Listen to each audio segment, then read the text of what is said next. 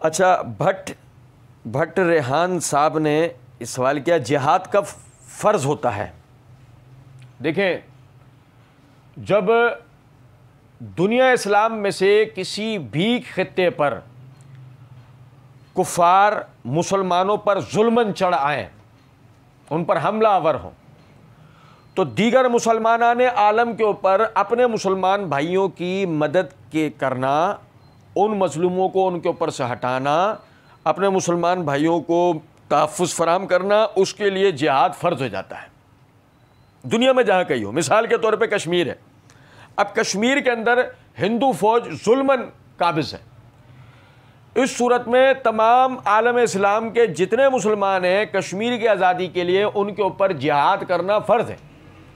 इसी तरीके से फ़लस्तीन के अंदर इस्राएली आर्मी ने जो जुल्म ढा रखा है, तमाम आलम इस्लाम के ऊपर अपने उन मुसलमान भाइयों की मदद के लिए जिहाद करना फ़र्ज़ है। इसी तरीके से रोहिंग्या मुसलमानों पर जो यानी कि हुकूमत जो है उसने जो जुल्म ढा रखा है बर्मा की, बर्मी हुकूमत के ख़िलाफ़ उन अपने मुसलमान भाइयों की मदद के लिए जिहाद सब आलम इस्लाम के ऊपर फ़र्ज़ है। लेकिन इस बात को समझें, जिहाद इस तरह नहीं होगा कि मैं अपने तौर के ऊपर कोई जैकेट जो है वो ले लूँ और उसको पहनूँ और जाके खुदकश बम्बार बन के कहीं जाके फट जाऊँ। जिहाद का मतलब ये नहीं है। नहीं, जिहाद का मतलब ये है कि मैं कोई 8, 10, 12 दिन के लिए जाके कहीं तरबियत हासिल करके गोली चलाने की तरबियत हासिल कर लूँ और जाके लड़ने पहुँच जाऊँ। ये भी जो है जिहाद का तरीका नहीं है। ठीक है, जिहाद का तरीका ये है कि आप जो मुसलमान, जितने मुसलमान हुक्मरान हैं, जितनी मुसलमान अफवाज हैं, चाहे वो इन यूनिफॉर्म हो चाहे आउट ऑफ यूनिफॉर्म हो, समझदार है हमारे भाई, समझ गए होंगे, चाहे जो इन यूनिफॉर्म हो चाहे वो आउट ऑफ यूनिफॉर्म हो, हमारे जो हुक्मरानों के मातहत मुसलमान अस्करी जो अफवाज हैं, उनके साथ मिलकर यानी जिहाद व जंग के मामलात करने चाहिए। ये दाइश जैसी जो तकफीरी और जो दहशतगर्द जो तंजीमें हैं, उनमें से किसी के दाम फ़रेब के अंदर नहीं आना चाहिए कि आदमी जो है वो ऐसी किसी भी वो यानी कि सोशल मीडिया पे या नेट के ऊपर कोई भी इस तरह की वेबसाइट देखी और कुछ वीडियोस देखी और वो जो है वो मतलब फ़ौरन ही उसके अंदर जज्बात जागे और वो कहा भाई हरे रे गरे नत्थू खैरों को पकड़, इससे भी जहाद की मालूमात, उससे भी पकड़, उससे पर, और लो भाई कोई दहशतगर्दों के हत्थे हो या सहूलतकारों के हत्थे वो लग गया, उन दहशतगर्दों या सहूलतकारों ने उसको जिहाद के नाम पे अपने मुल्क की हुकूमत, अपने मुल्क की आर्मी, अपने अवाम के ख़िलाफ़ इस्तेमाल कर लिया। कहीं सुन्नी शिया के नाम पर फटवा दिया, कहीं जो है वो किसी कौम परस्ती के नाम पर उसको फटवा दिया।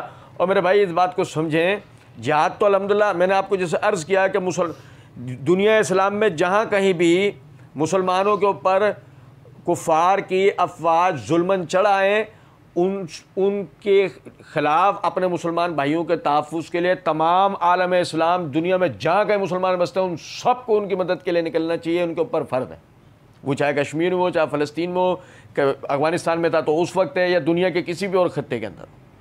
लेकिन ये होगा हुक्मरान की मर्ज़ी से, मुसलमान हुक्मरानों की इजाज़त से, और ये होगा मुसलमान अफवाज के यानी कि जो मुसलमान मुसल्लमा अफवाज है उनके साथ मिल के। अपनी प्राइवेट जो है वो 3, 4, 5, 6 अफराद की बनाई हुई, उससे ये नहीं चलेगा सिलसिला। अच्छा, ये है कि अगर मुस्लिम हुक्मरान एक्शन नहीं ले रहे तो क्या करें? मुसलमानों को मरता हुआ देखें, हर जगह मुसलमानों के साथ क्या हो रहा है।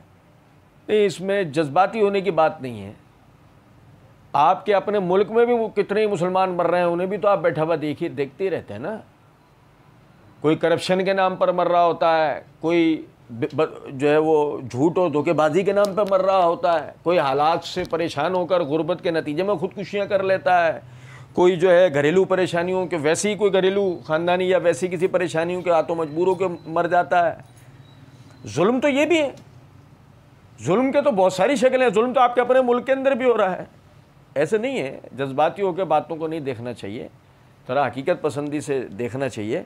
अगर ऐसे ही है तो आप देखें कि उमर रज़ियल्लाहु ताला अन्हु ने नबी सल्लल्लाहु अलैहि वसल्लम से मक्की दौर के अंदर सवाल किया था ना कि अल्लाह के रसूल, हमारा रब हक नहीं है क्या? हम क्यों उनसे डरते हैं, हम इनसे क्यों नहीं लड़ते? आप हमें हुक्म दें हम इनसे लड़ें। नबी सल्लल्लाहु अलैहि वसल्लम ने उन्हें इजाज़त नहीं दी। पूरा मक्की दौर हमारे सामने है। ख़ुद ये सैयदना उमर रज़ियल्लाहु ताला अन्हु जो नबी सल्लल्लाहु अलैहि वसल्लम से ये इजाज़त मांग रहे थे, उन्हें मक्के के मुशरिकीन ने मारा पीटा है, लेकिन उमर रज़ियल्लाहु ताला अन्हु ने अपने यानी बचाव में उनके ऊपर हाथ उठाना या उनको को नुकसान पहुँचाना, ऐसा कुछ भी नहीं किया। क्यों? क्योंकि अल्लाह रब्बुल इज़्ज़त की तरफ से जिहाद का हुक्म नाज़िल नहीं हुआ था, मुसलमान ताकत के अंदर नहीं आए थे, मुसलमानों के लिए जिहाद का रास्ता इस तरीके से नहीं खुला था। तो लिहाजा इस बात को समझें कि क्या ये कहा जा सकता है कि जी चूँकि नबी सल्लल्लाहु अलैहि वसल्लम उस वक्त इजाज़त नहीं दे रहे तो उमर रज़ी अल्लाह तआला ने जज्बाती होकर कहते हैं कि क्या हम अपने मुसलमानों को ऐसा मरता हुआ देख सकते हैं? नहीं, ऐसा नहीं, ऐसे जज्बाती होकर चीज़ों को नहीं देखना चाहिए। आप इस बात को समझें कि आपके अपने मुल्क में भी लोग जुल्मन मर जाते हैं। तो असल चीज़ है कि आप कोशिश करें इस बात की कि जो मुसलमान हुक्मरान हैं उन्हें इस बात की तरफ तवज्जो दिलाएं।